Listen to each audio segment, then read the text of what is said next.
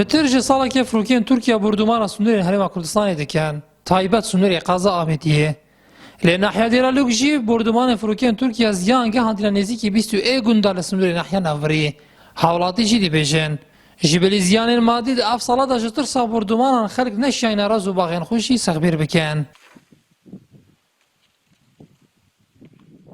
ماسخۆی کێشۆمە نزگی دەفتەرێکی زەرمە کەفتی من مەشروعێکی مێشە بوو 37 مێشوو بلی کەل و پێلێتەوە و سندوقێت خۆلی هەنە نزگی دەفتەرێکی ئازی زەرمان بی وەختە ئەم چیژی مەسا ترسە یعنی ڕژێ توێکی بەرێتایە لە توێ ڕێوڕێکی سەوێت تابقی نیگەلا جۆساکی کوشتایرە نۆ هندو سەیرە خۆ ڕۆستی عادێکی دەخۆ بەشێری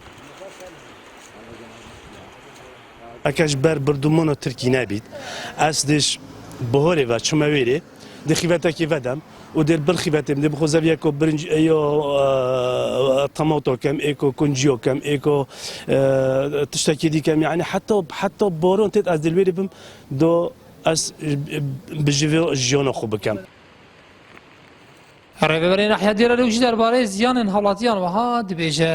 زۆربەی ڕز و باخی هاوڵاتیانی گوندی Dêralûk و دەوروبەری هاتیە سوتن ژاگەری ئەو بردومانانە کە وەکو ئێمە وەکو کاژێری ناحی Dêralûk مە لیژنەیەک پێکهێنا لە دیف فەرمانی کاژێری پارێزگای دووەکە بۆ دیاریکردنی زەرەر و زیانیت ئەو بردومانی کە سنوورەکەی ناحی Dêralûk وەردرێت ماش وەکو لیژنە بەدیتن بۆ زیاتر لە 21 گوند لە سنووری ناحی Dêralûk کە هاتیە بردومانکردن مەوەکو قۆناغی یەکەم سنووری ناحی Dêralûk کە بەدیتمان بۆ کرۆفڕێکریە 2 ملیار و 500 میلیۆن دینار هاتیە مەزەختن بۆ زەرەر و زیانی هەوڵاتیانی سنووری گوندەکانی دەوروبەری کە زەرەرنەمە داگەری بردومانەکە.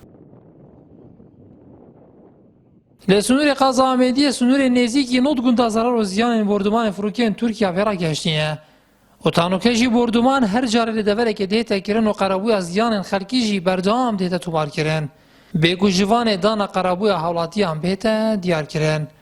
Nihat Ûremaliyên Nartî, nahiya Dêralûk.